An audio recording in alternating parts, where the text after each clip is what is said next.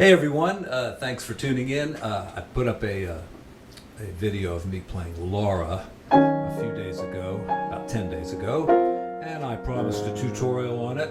And so here is a brief tutorial on the song. And I did do a transcription, more or less, of what I played. I didn't put the solo in there, I just, did basically the first and the last verse. And printed it out here. So the link's down there in the description, and you can print it out as well. I'm not going to explain every chord or anything, but I will say what my basic ideas were about coming up with this little arrangement of a beautiful song. So I started off with a 4-bar introduction to get us into the first chord, which is A minor. And an introduction shouldn't really give away the melody of the song. If you're backing up a singer, for instance, don't start playing the melody in the introduction, because the singers don't like that. They want to be the first person to state the melody. So I took a really nice chord change from real close to the end of the song, which is where the E flat minor and the A flat 7th, and then the D and the G, and I used that for the introduction. So I played that nice chord.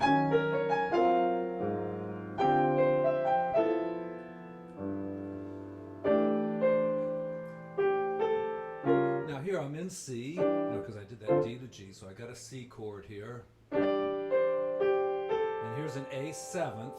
I don't see an A in there anywhere, but it is an A 7th chord.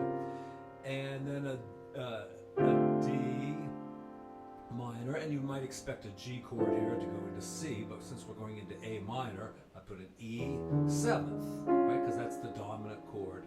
And I could have, going from the D minor, I could have gone down and done a B minor 7 flat 5, and then the E 7th.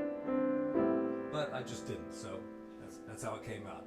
So the introduction, once again, just an E flat minor 7th. And that's an A flat dominant chord, so that's like a little temporary 2-5. And here's another 2-5, D and G.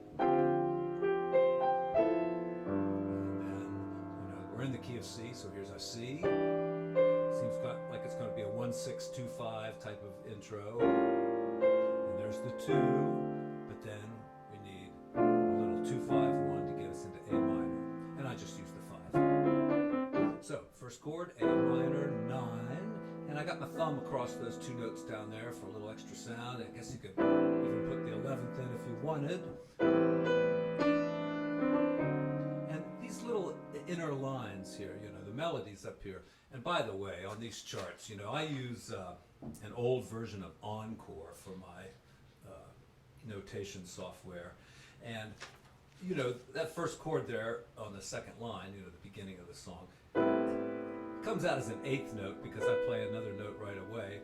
And, if I had like Finale or some better software, you would see that chord should be sustained while you play that second note. So I apologize for all the instances in this chart where that doesn't happen. But in general, use the pedal and let the chords ring. So we got A minor and these beautiful inner lines, and I'm going to talk about that in a minute. So that's background. Now here's melody. Okay, the chord's G, but I like this. It's G major 7th with that flat 5 in there, which resolves right away. And I don't know what my inspiration for that is. Respighi's Pines of Rome, maybe? I don't have any idea. And then, all right, F sharp 7th. One way to get to a chord, is of course to put the 5 chord in front of it, like a D to a G.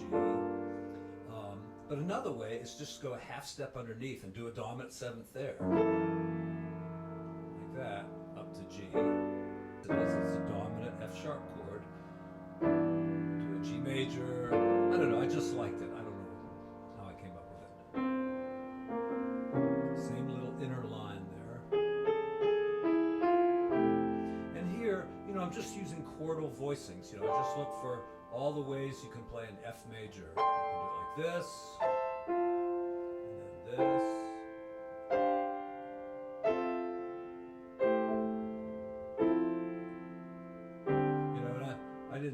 couldn't think fast enough to throw them all in there, but if you work on this arrangement, you might find a way to go like.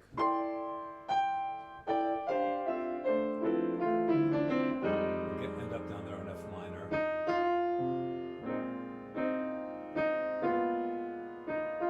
And here, I used the 6th chord because the melody's going to the 7th, so I didn't want to give that away too soon. 6, right there, and then the 7th. And here, the bass line is nice to go down like that, and somehow I came up with quarter note triplets there.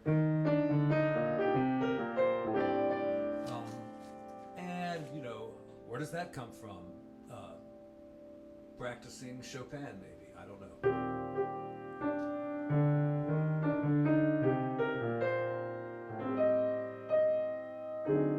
Now there, I probably really was wanting to do something like that. And fill out those chords a little bit. But just the triplets against the quarter notes was pretty good. Yeah, now that's not the greatest chord voicing right there. It's just got too much space in it or something. But if you put like a 11th in, that clashes with the melody. So maybe the 9, it doesn't sound very good. Maybe just fill in the voicing a little bit more. Something like that, pretty standard voicing. Nothing added really to it. It's just a minor 7 flat 5 chord. And here's a great altered chord. Get the flat 5 in the melody, so flat 9 will work nicely with it. And a little Christmas bell up here. And that's just a little turn, a little classical turn. Somehow it came out as a 5-lit there, so. I kind of like the little Steely Dan chords in there. And this is what I played. Now that's supposed to be a B flat dominant 7th, but where's the 3rd? It kind of needs a 3rd. That would have been a better chord. And here's those inner voicings again.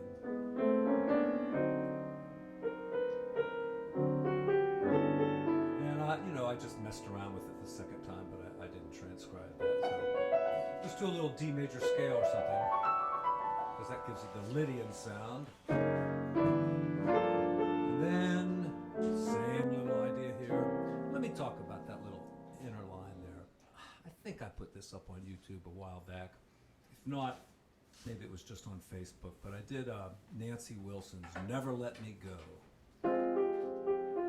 And I pretty much stole those little inner lines from her recording of it.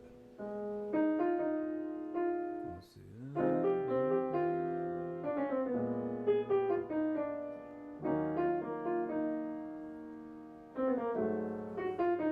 Never Let Me Go. And he had these beautiful little inner lines, and then she would sing. And then she would sing that, and the band would go. And then she would sing that.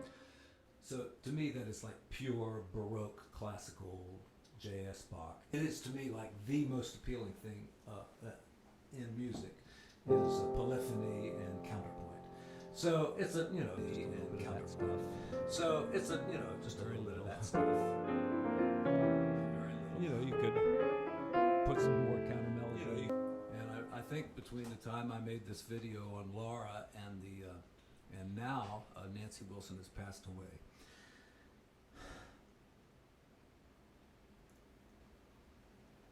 She's just always been one of my absolute favorites. And one of her early albums, what's it called? Like Yesterday's Ballads, Today's Blues, or something like that. I'm not sure. I'm going to look it up, and I'll put a link to it down there. It's an album with Gerald Wilson Big Band, no relation, but Gerald Wilson's Big Band and her singing, and it's just a great album. And of course the ones that she did with Cannonball Adderley are really great too. I wasn't a huge fan of some of the later stuff she did, the mic technique and the kind of flipping around with her voice and stuff, but I liked her early stuff the best. But great artist for sure.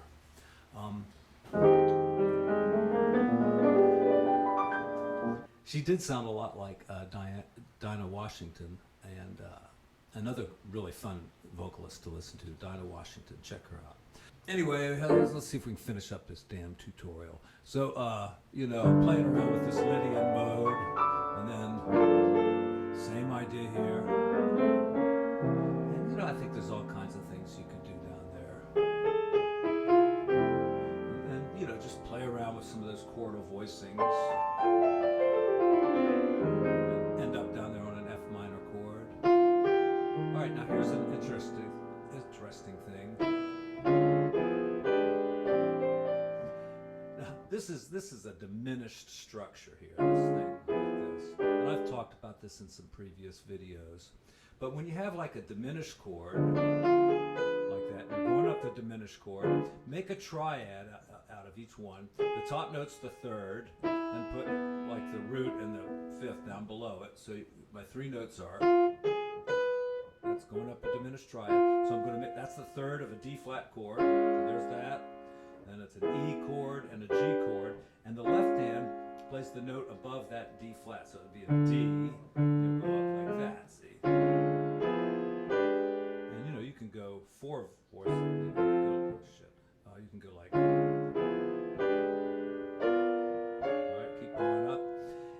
this is so useful because, you know, anything that's built on the diminished scale only has three different versions of it because, you know, the diminished scale being a symmetrical scale, it's going to repeat. So, like for instance, if I have a B flat 7th chord and, you know, I have a flat 9 there, that makes a diminished chord. So on a B flat 7th, I can go right into E flat, but I could do the same thing on D flat 7th if I was going to G flat. Or if I was going to A, I could do the same thing on E. Or if I was in the key of C, you know, I could do the same thing on, is that right? Did I do that right? In the key of C, yeah, I'd be doing the G dominant chord right there. Same exact stuff there, see? Right? And so, and then there's, you know, there's only two other positions where that happens, here and here. Anyway, that's a good structure to learn. And then here's a beautiful A minor 11th chord. And here's that chord I used in the introduction. And there, that's really the so what chord. That's a minor 11th chord. All right, just a little hip sound there on a hip chord. It's hip already, but make it hipper. And then here, if you can't reach the 10th, just do a little third there. You know, that doesn't sound too good. That flat 9 there, I think I'd take that out.